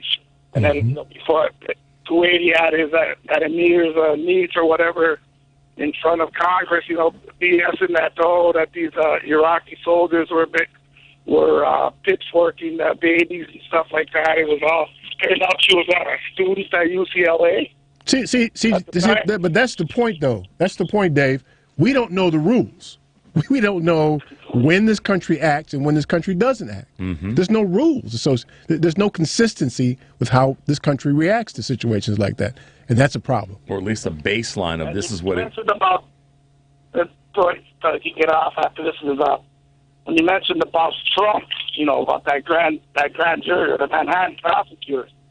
Well, I read a story about a week and a half ago where Michael Cohen had said that if they didn't indict Trump by the 30th, like yesterday, when that's when it runs out, was expiring. You know, that it was expiring, and he said that, you know, he's already gave it. He wasn't, you know, gonna do any more on it. You know, that they ain't done nothing. That they've held these jurors for 6 months, and they'd have to ask them, you know, to you know, if they were going to continue it, if they wanted to stay on, or awkwardly make that whole entire presentation again to another 23 jurors. And start all over. In his case, Cohen had said that he spent countless hours, like over, you know, 15 sessions, including 3 when he was incarcerated, providing thousands of documents and stuff like that. And so he just said if they do it again, that he's done. He said that he's not interested in any further investment of his time. I can't really blame him. Can you? I mean, this guy's going to slide away again. Got to put the dudes in charge, man. I'm telling you. Dave, I appreciate you, man. Be well. All right, be well, guys. Okay. Right. You got to put the dudes in charge. You got. I mean, you got to put the women in charge. Yeah. You got to. I mean. Yeah. That thing in New York is. Yeah. That's a debacle. It is. That's just totally a straight debacle. It totally is. Why are we still contemplating? Your ass would be in jail for less. Everything that you've seen and heard him say, everything you've seen him do, you've documented him doing, is enough to put you in jail, but not him. And one of the dudes that has is what Dave just said about Cohen. I mean, I get where Cohen's coming from. I mean, we sometimes get frustrated when people give up, but he's not really giving up necessarily. The dude is like, listen, I went to jail. I did my time for basically lying at the end of the day. And even the congressman that's passed away, Elijah Cummings, basically kind of walked him through and said, look, man, you got caught up. I understand. Remember that? Mm-hmm. He said, you got caught up. I understand why you where you are. Doesn't make it right. Elijah Cummings even said, but you got a price to pay, but somehow he doesn't. I mean, so I don't have any hope for that. No. In fact, what I fully expect, y'all ain't gonna like this. He gonna be in the White House. As soon as the Congress takes over, they're gonna make him the Speaker of the House. They are. You mark my words. They're already mumbling about it. But why do you think all this kerfuffle is going on with old boy McCarthy?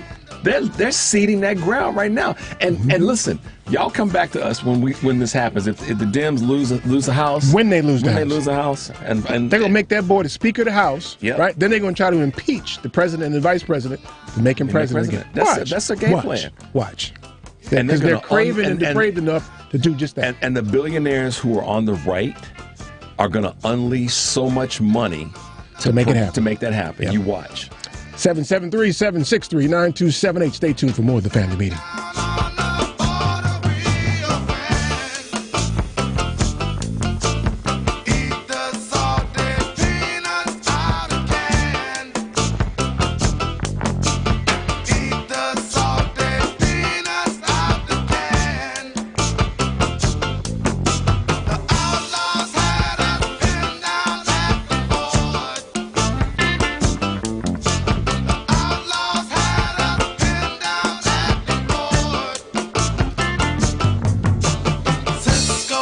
This is Michelle Duster, professor, public historian, and author of Ida B. the Queen, The Extraordinary Life and Legacy of Ida B. Wells. Keep listening to The Family Meeting.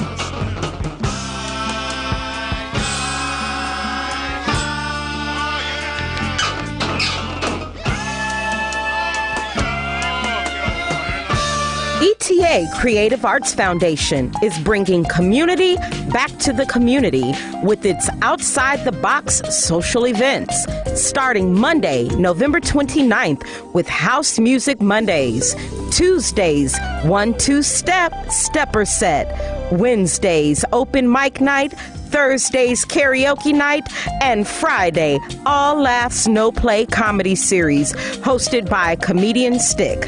For more information about our weekly series, visit www.etacreativearts.org. That's www.etacreativearts.org. A basic and essential part of any financial plan is savings. Most of whatever cash you have will be there because you put it there, not necessarily because of some fancy investment. Now with Save and Plan, Polaris has introduced a way for you to get empowering financial advice. Save and Plan is simple. Just sign up to save on a systematic monthly basis directly from your account and gain access to a planner and our planning services.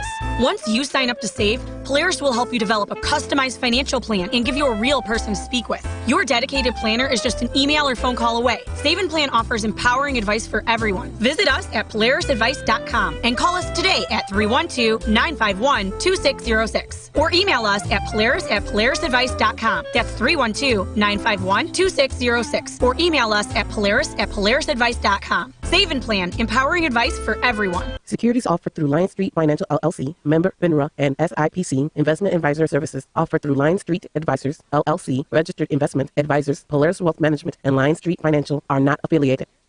A Single K plan is a 401k plan designed especially for business owners and immediate family, regardless if they are incorporated or not. Single Ks offer both employer and employee contributions and in many cases have no setup fee or annual plan administrative charges. Single Ks are simple to administer with no government reporting required. Most importantly, this plan allows employees to access their savings via hardship withdrawals or loans. Visit our website at polarisadvice.com or call us about your business or organization's retirement plan at 312-951-2606 or email us at polarisadvice.com. That's 312-951-2606 or email us at polarisadvice.com. Polaris provides empowering advice for everyone.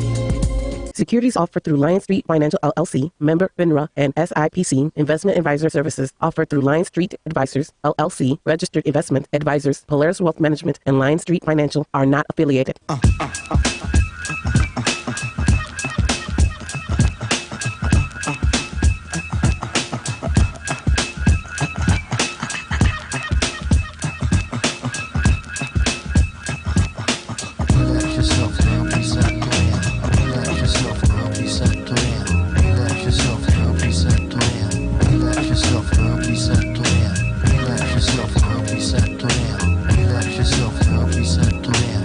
Check it out, you got me mesmerized with your black hair and your fat ass styles. Street poetry is my everyday, but yo, I gotta stop when you drop my weight. If I was working at the club, you would not pay. Hey yo, my man Fife Diggy, he got something to say. I like them brown, yellow, Puerto Rican, or Haitian. Name is Fife Dog from the Zulu Nation. Told you in the jam that we could get down. Now let's knock the boots like the group H-Town. You got BBD all on your bedroom wall, but I'm above the rim and this is how I ball. A gritty little something on the New York street. This is how I represent. My name is Charles Hilson. I'm with GBG Insurance at www.gbgins.com. Welcome back to the family meeting. Yeah, y'all. So, it's over for the dudes. It's over for y'all. Stay at home. Yeah, y'all can't be in charge of nothing anymore. I'm sure there's been a movie or something where women were in charge. There's got to be some movie where the world flipped and women were in charge of everything. Well, I tell you, a good movie to watch on that tip is 9 to 5. Back in the 80s with Dolly Parton and Jane and that's going way back. And Lily Tomlin. Yeah, that's going way back. And just a shout out to them because you probably don't watch the show Grace and Frankie. I don't. Ann does. But they did their last season, and they brought Dolly Parton into the last episode. It was kind of their little shout out to 9 to 5. But yeah, I mean, there's a couple of old black and whites that I can't call the name. One's called The Women or Little Women. Yeah, it's got to be like some island of women in charge or something. I think well, I'm not going to go there. Let's get Dave calling from Sacramento. Dave, what's up, man? Hey, what's going on? How you doing? Good. Let's put the women in charge, man. Too much of a pause. Definitely not that first caller. Not that first caller. Why not? The one that was stuttering. The guy stuttered. I don't know what the hell he was talking about. Oh, my God. What are you talking about, man? We said women in charge, Dave. What are you talking about? The women in charge, I get it. You know. But the bottom line, what was the nature of my call was, you know, I don't know why in the hell would these people from Ukraine would want to return back to a bad country that economically is destroyed. And there's no way in hell with all these buildings and collapsed buildings that maybe 25 years, it'll take maybe 10 years for it to get back where it's supposed to be economically, especially the steel company and all this other crap that is in that country. These idiots that want to come back to a country, I get it, you know, to a place where there's not going to be nothing left anyway. Why don't you start your new life at Romania, Poland, Uruguay, all these other countries outside of your country and start a new life? Because there's not going to be nothing left anyway when you return. But Dave, so there's a little bit of insular in that response, right? So you haven't had the occasion to be displaced in a war-torn country from your home. What if they chased you away from here? You ended up in Mexico, and everything's blown up in California. I mean, you'd want to get back, right? Have you been watching? And let me interject for a moment. I understand that. I agree with that. But have you been watching CNN and maybe I understand they're doing their Good Samaritan deed in Poland and all that kind of stuff and so forth. And we're probably going to be taking people in our country as well. But, you know, you can't survive in a country that's all demolished. And economically, you've seen the schools, the hospitals. They had destroyed 2. There's only 1 hospital now that's still standing. They destroyed all the hospitals, all the schools. You know, it's already done. Yeah, but listen, man, listen. Republicans do that in Mississippi, man. They destroy the hospitals and schools down there, and they survive. They have, but they got to understand the Republicans are a bunch of idiots. We know that. I get it. I mean, there's stupid people out there would vote for Republicans for no damn reason in the first place. There's stupid people out there that don't know anything about the money that's going to Ukraine. I mean, did you see Pelosi going over there trying to do a photo op with all her friends and say, hey, look, we're good Samaritans. I don't see the Republicans going out there and being a good Samaritan so she can have a photo op so she can hopefully have the Democrats could be in power. Yeah, they support Putin, though. Yeah, but they support Putin. Republicans support Putin. Oh, yeah. But you know something? What pisses me off the most is that, you know, I'm just getting sick and tired of that, you know, they need to start taking responsibility of what's going on in our country instead of sending the money in their country. There is so much crap that needs to be done in our country with the homeless situation. They haven't done anything. Nobody deserves my re-election vote, ever. And I don't expect anybody out there, I hope and pray, that you don't vote for the same idiots out there who don't have no good deeds to put. The money needs to stay here. Building houses, you know, for the homeless. Can you imagine $30 billion can do for the United States? A lot. It can do a lot for every state. Yep. And nothing's getting done for the last 50 years. And we're still sending stupid money to other countries, but we're not taking care of our own. That's pissing me off. Yeah, well, me too, to a degree. I agree with you there. Yeah, true, Dave. Dave, I appreciate it, man. Thanks for your input. Stay safe, Dave. Thanks. Okay. I mean, his point, real quick, I feel that often. We look at it in terms of neighborhoods in the top 20 cities in the country, and we just go, well, damn. You just like you rebuilding their country. How about rebuilding this too? Right over here. I mean, candidly, President Biden and Vice President Harris could just drive 7 minutes from the White House and go down to Southeast D.C. Let's see. We could probably drop $25 million here a month and have a huge impact to our own economy quickly. Right. And that I'm with do it in a way that doesn't displace people as well. Yeah. Brings people back. I could do that. Sorry. Let's get Bob calling from Indiana. Hey, Bob, what's new, man? Oh, gentlemen. Yes.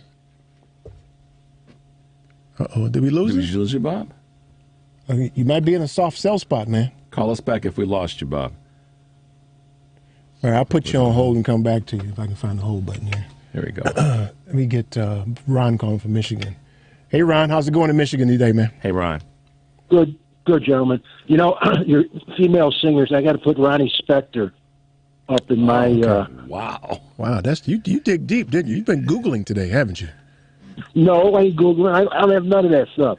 And I've got the other one. I got to stick with a little bit Janis Joplin, all right? No, you don't get me there. No. Not with Gladys. Janis had some pipes, but different style of singing. That's probably why. No, not against Gladys. Not against Gladys. Come on, man. It would have been great to see them sing together, though, Ron, right? Be honest. Right. Be honest. No, hell no. Gladys and Janis Joplin? Oh, hell yeah. Oh, hell no. Hell no. She wouldn't even look right next to Gladys. Well, but listen, Janis, Aretha sang with Annie Lennox. And we ain't talking about Gladys now. I know, but I'm just saying. Annie Lennox can't sing either. Yeah. All right. Not like Gladys. Not like Gladys. No, agreed. All right, Ron, what you got? Sorry, man. But I got to tell you this one Janis Joplin. She was doing a concert at the Cheetah, at the Aragon Ballroom, Cheetah back in. And she was with Big Brother and Holding Company, and me and my girlfriend were right up front dancing. And Janis came out. She had a fifth of Southern Comfort, and you know, me and her You know how you make contact with somebody, I don't care, in a room, on the stage, that we made contact. And she was dancing for me, and she jacked up her dress, and she had no underpants on. So you're dreaming. How drunk were you? How drunk were you? Stop dreaming about it. You just made that up, man. That story's probably changed 20 times over the years. Nasty Ron. Stop, man. I didn't drink back then. I didn't even Stop. Yeah. Okay, well, you got a contact high or something. She pulled her dress up, and man, come on, man. Your girl, for you? She said man. for you? Just for you, right? That's what you're saying? She did it for you? And your girl did knock you down. She might have been doing it for me and my girlfriend. You never know. But I'm no, man. Stop that, man. Stop that. You nasty, Ron. Guess what? Guess what? No, man. Hey, Come on, hey man. girl, you see Janice's raised up skirt up for me? Come on, man. Ron's girl probably said, no, she was singing for you, huh? That's Right. what she was doing? Singing for you? Out of all the people on earth, she's singing for you. I was in with the in crowd back then. Okay? Oh, whatever, man. Okay, man. Okay, just making up stories now, man. Okay, right. Can we get down to business, brothers, please? Okay, You please, started it, please, Ron. yes. You started it. Please. The floor is yours, Ron. I want to talk about Ukraine, okay? Okay. Ukrainian people. You don't want to talk about Janis Joplin anymore and pulling up the dress up for you? You want to talk about that anymore? I want to show. Okay. I want to show respect for Janice, okay? Okay, all right. We're going a little too deep. But anyway, as far as Ukraine, we're giving billions and billions of dollars, no stopping for war. That has got to be coupled, in my opinion, at least with negotiations, mandatory negotiations. Because everything that's being destroyed, who's going to rebuild it? Us.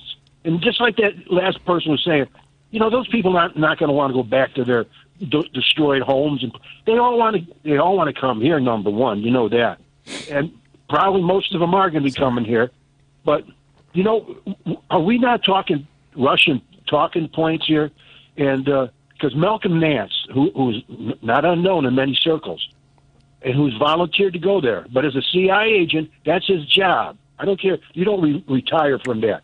And he is promoting the war, all right? And he's putting his life on the line for it. And just like that 22-year-old soldier, because Malcolm said, if you ain't got nothing to do, come on over here, drive a truck, do something. There's a lot for you to do. I guess that young man took up Malcolm on that proposition. But here's the thing, Tom Hartman on his show, he wrote a book about the CIA, drug running, assassination, working with the mafia, putting heroin money on the White House for Nixon. That the CIA was bad then. Is Malcolm now the good CIA agent? We can believe everything he says. Of course, he didn't have nothing to do with Patrice Lumumba, but I'm sure he trained with somebody who killed Patrice Lumumba or somebody else. It's plain and simple. So all these spokespeople, these warmongers, plain and simple. Yeah, he don't look like he's wrapped too tight, man, to be honest with you. Who? Malcolm Nance. He doesn't look like he's right, man. Yeah, I'm going to go over there where they're shooting and get in the way. Come on, man. Yeah. Come on, man. That's his job. That's his job. Maybe he's retired, though. I mean, you don't have to do that anymore. Before you were ordered to do that. Now he says, hey, you know what? If they're shooting, I'm going. Yeah. You ain't wrapped too tight if you do something like that. Some people just can't let it go. Then they ain't wrapped too tight. They're loose as hell. Can't let it go. They might even pull the dress up for you. Just a little bit. Hey, Jim. Hey, Ron. Did you know that Janice was originally here we go with that. impacted by 3 blues singers? Who were they? Women. Was this a game show? Yeah. Come on, Ma Rainey. Yeah. Ma Rainey. Well, one. Who else? Big Mama Horton. One more. Oh man. Bessie Smith. Okay. Are you guys finished? Yeah, but they were all black women blues singers. They were the stuff. But anyhow, Ryan, I appreciate it, man. Be Thanks well for up there, calling, man. Ryan. God bless you, brothers. Okay, All right, man. man. Be well. Thank you. I'm living in the past, man. She pulled a dress up. Nasty Ryan. Brian calling for Joliet, man. What's up, Brian? Brian. Hello, gentlemen. I hope you're doing well. Thank you. Forgive my somewhat gravelly voice today. I wish everyone what used to be Happy May Day, which I believe at one time was Labor Day. In any event, a happy May 1st. And if I may say, I believe that we should have, and I'm serious, immediately start a draft Nina Turner for president movement. Right now, she has plenty of experience. She was state senator from Ohio. She sticks up for women, children, collective bargaining rights, voting rights.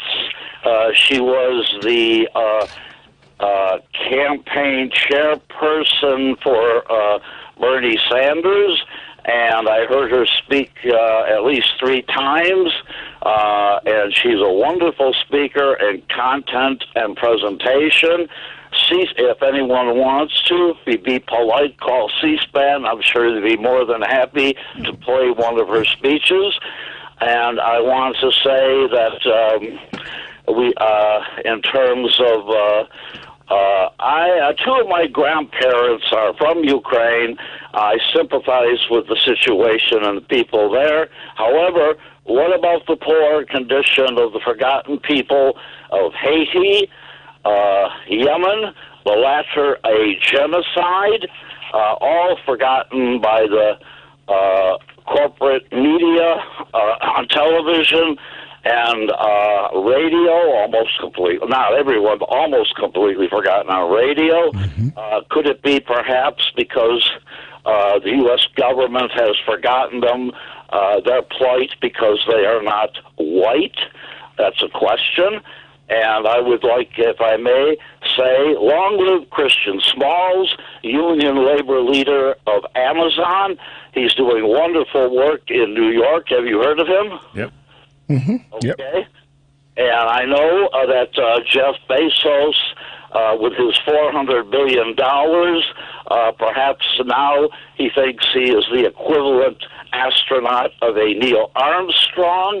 And now I learn that he is doing business with the Pentagon. I didn't know he was also a graduate of West Point. Perhaps he also believes that he is the reincarnation of Napoleon Bonaparte. And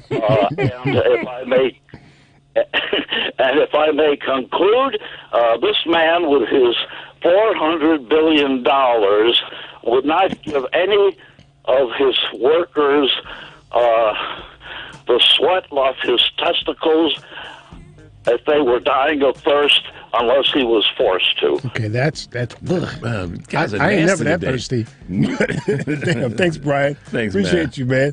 You need the sweat off his. Not even repeat that, man. That. Hey, we had one of my friends send me a text, man. What's that? He said Whitney Houston.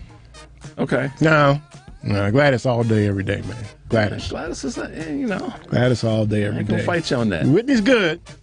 All the people we've talked about are good. Right. But they ain't Gladys, man. They're not. And there's a difference between who someone is and ain't, and I'm with you on that. And I know we got to go to break, so I'll be quiet. Gladys, man. Not for fine. Stay tuned for more of the family meeting. You kiss my lips and we'll have fun, fun, fun. Make it or break it, got to make you mine. Kissing and hugging all the time.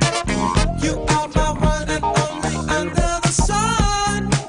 Give me your hand and we'll have fun, fun, fun. This is Matt Fisher. You can find me at Mr._Funny87, Chicago. Stay straight, tripping booze, because we got more of the family meeting.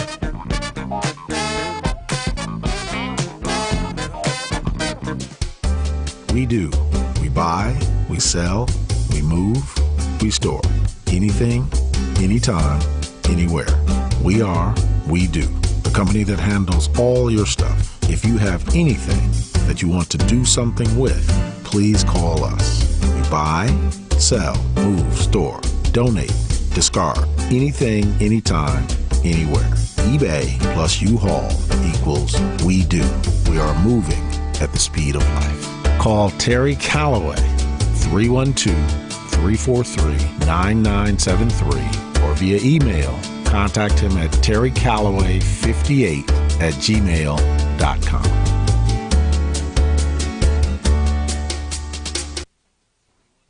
A 2016 study estimated that 13.1 million Americans were victims of identity theft last year. Fight back against your identity being stolen by signing up for Identity Guard. Identity Guard monitors your credit and identity information with alerts that can help you respond quickly if certain changes indicating fraudulent activity are detected, as well as help protect your computer from viruses, keylogging, and other serious threats. Plus, with Identity Guard's dynamic credit management resources and tools, you will have helpful information as you make better financial and credit decisions. Identity Guard includes $1 million identity theft insurance and lost wallet protection, and more if you ever do become a victim. Protect your ID for as little as $6 per month. Yes, that's only $6 per month by visiting lookaftermyid.com. That's lookaftermyid.com to securely sign up for Identity Guard today. Hey, Family Meeting cousins. As you know, we've created a Patreon family meeting subscription and membership page to include you great listeners in our effort and give you a chance to very economically promote your business, organization, or local event. You can contribute as little as $5 per month to get your message out and support the Family Meeting as a viable voice. We know you appreciate our permanent interest dialogue, get up and dance playlist, and our great guests who stop by. So become a cousin and go to our website, thefamilymeeting.com, and click on the link.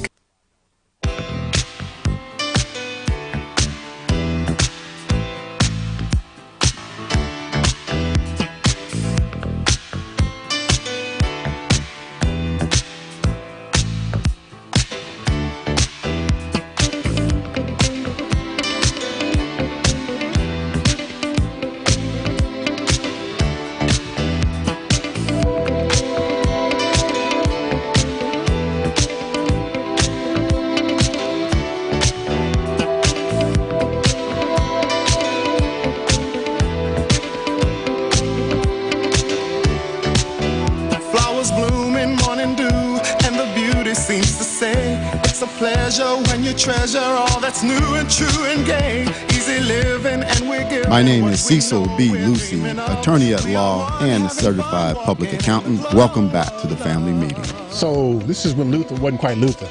Yeah. He was almost Luther. Yeah. Well, it's changed. Not quite Luther, though. He was almost Luther. You know, we know everybody knows Luther for what Luther did as a single solo artist. I appreciate Luther for the background singing he did for groups that people don't really associate with. Yeah. With Carly Simon, with Chic, obviously with Change. Great work. I mean, anyhow. So this is the controversial part about what I got to say about Luther. Come on with it. I put him in the category of a vocalist, not a singer. He found perfect music to match his voice. But you know why you're right, or at least I can get with you on that, is because of how much background work he did, and it was really more vocalizing. I can attest to that. And you could throw into that group, I'm not into that group, but there are a lot of great people that go on to have great careers that sang backup as a vocalist. They weren't the lead singer, and then they stepped out. Right. They're another instrument in the band. Bingo. That's a vocalist versus a singer. Al Green was a singer. He's a singer. You ask Carly Simon today, what was one of the big influences for her background singer? It was Luther. She'll tell you because it was without. I don't know anything about Carly Simon. He was an instrument in her band, so to speak. I mean, a vocal instrument. But yeah, good point, E. See, y'all can't be upset with that kind of, thought processing. Whatever, man. I don't care what they think, man. I know you don't, but that's why I'm your boy. Let's get Deborah calling from Chicago. Hey, Deborah, you ready to run for president or what? Hi. Couldn't run for just city offices, but I support anybody else and would volunteer and have volunteered in the past. Why can't you run? Why can't you run? Well, it's a lot behind that. You don't have the time.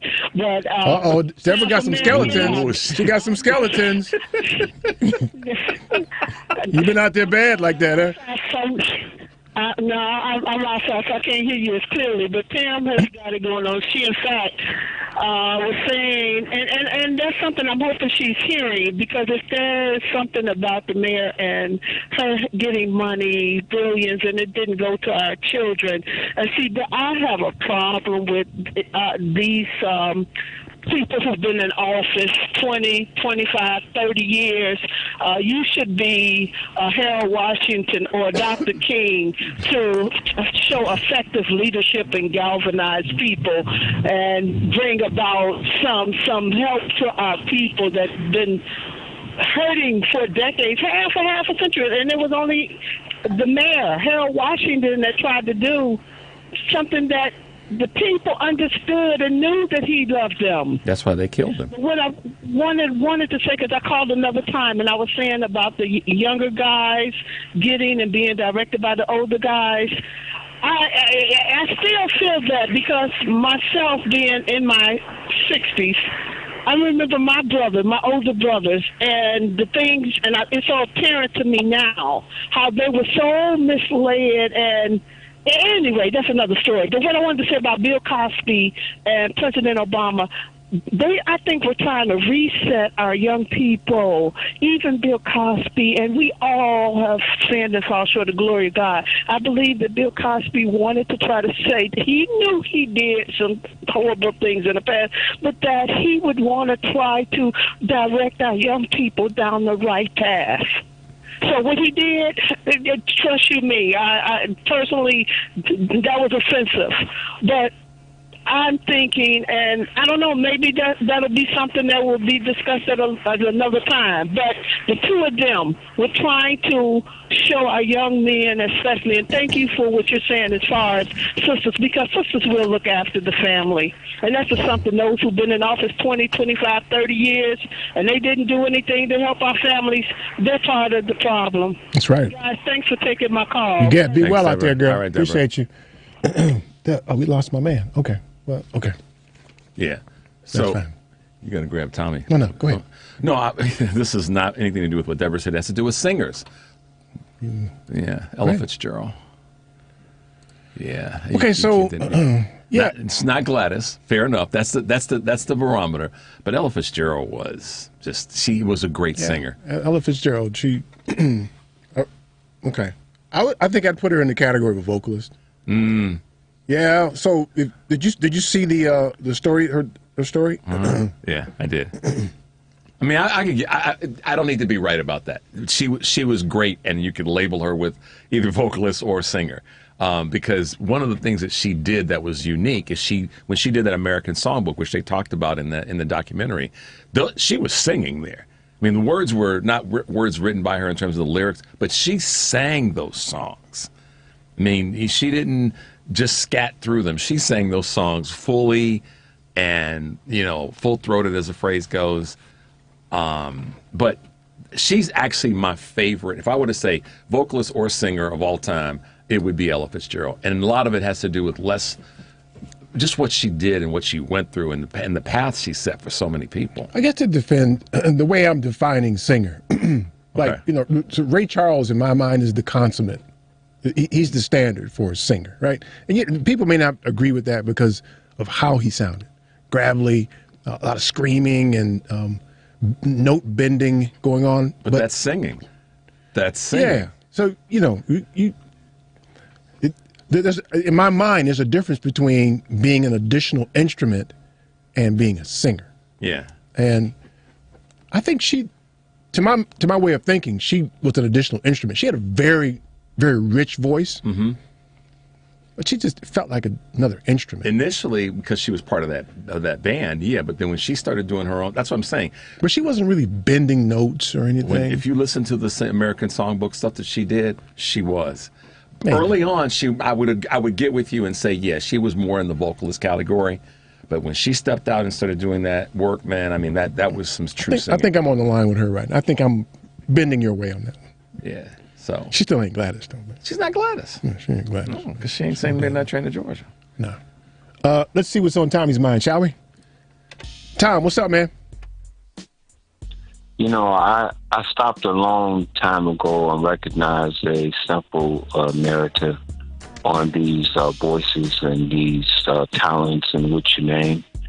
And I come to a conclusion of understanding that each one was meant and created in their particular times. And from their time to the next time to the time after that, everything changed. Why would I go all the way back there and start with that and not bring you straight up to current events that we are at right now? You know, it's an interesting thing when you sit at your table and as a human being, you sit there and you look around and you say, do I have a couch? Do I have a chair? Is my water on? Is my light on? Does my electric work? Do I have a cell phone? Can I look at a TV? Is there a car out in front of my house? And then you stop for a second and begin to ponder, wait a minute. There is someone else who has the ability to make the decision about my ability to obtain what I need to keep all of these little functions that I just said to you going. And here is this moment that's placed on the calendar that gives me the opportunity to go and say, not him, not them. Why don't we give her a shot? See what she's doing. But you don't do it. Does not the Tommy bobblehead sound very significant right now, people? You wouldn't be sitting up talking about this stuff with Ukraine if you stopped and you realized, did Ukraine have what they needed in the first place to be able to withstand the onslaught of what's going on over there right now? Do you have any comprehension of understanding that world wars was fought over there and the significance of what is happening in Ukraine as to opposed to all of the difficulties all around the world, no matter how just and unjust they are, is the one that brings you closer to the brink of nobody being here, period. And yet you do not stop and say the mess that's going on at the border and stuff, yet you're not trying to go to their place and go into their countries. But we're dealing with this nonsense that's going on all over the world for the love of money. Keep listening to the family meeting because a bobblehead is going to continue to bobble until you understand money talks and skip you. Goodbye. That's our and skip you once again our weekly contribution to your community safety. Tommy gets it out here, so he's not in your neighborhood busting windows. And he might be in your neighborhood. He just decided to take a pause. No, man. See somebody with a brick in his hand, it might be Tom. Thanks, Tom. Appreciate that, man. So, I'm this week I was convinced, right? Not that I didn't know already. It wasn't a new notion to me, but I was convinced we need to do something to change that. It don't make no sense. Like a lot of the data we see daily, it don't make any sense that in a country that has food to feed the entire world, that we have hungry people. It doesn't make any sense that we have all this real estate available and we got homeless people. It doesn't make any sense that we send people off to war, they suffer all this, and then we can't take care of them. It doesn't make sense then. It doesn't make sense then that half the population is not represented proportionately in leadership, in corporate and government. It doesn't make any sense. Across the board. I mean, let's be honest. The question that came out earlier, like how did we get to this point where women were not, and then fill in the blanks? Well, one of the areas that we skip past in answering or analyzing an answer to that question is it starts with how religion, the dogmatic part of religion, is perpetrated on people. Women can't be in the pulpit. Women are subservient in the church, which comes out of religion. But see, here's the thing, though. In my opinion. I don't disagree with you or anybody who makes the analysis on why it's that way. But I'm past why. The data's here. Let's fix it and go forward. Yeah, I mean, the data of failure. Right. Yeah, of consummate failure, of profound failure. Profound. So, yes. But that's how they get you, though. Yeah, they want to analyze it. They want to do studies and figure out why women because then you can analyze it and then denounce it and stay stuck doing the same thing. Or just delay it. Like you said before. That's I forgot the word you used, but basically that just perpetuates it going on. Right. That's a way of delaying it. We have to study. We have to investigate or delay it. That's a good point. You know. So no. We're past that. It's like you're saying about shooting people. Just stop. We don't need to analyze why it's happening and from what reasons, and I'll just stop doing it. Stop shooting people. Yeah. Right. At a point, you have to say no. We know what that's about. Just stop. Right. We understand that. We understand why brown people can't cross the border, but white people can't. We understand why that is. So let's we need to stop doing it, right? And if we're supposed to be, from a country standpoint, this great country, well, part of the greatness is to be welcoming and to bring in folks. And if you're going to use religion as your creed to balance out your faults, then you got to do all the pieces that come with that, which is welcoming people in and finding. I mean, even when we talk about the homeless issue, you and I do this all the time.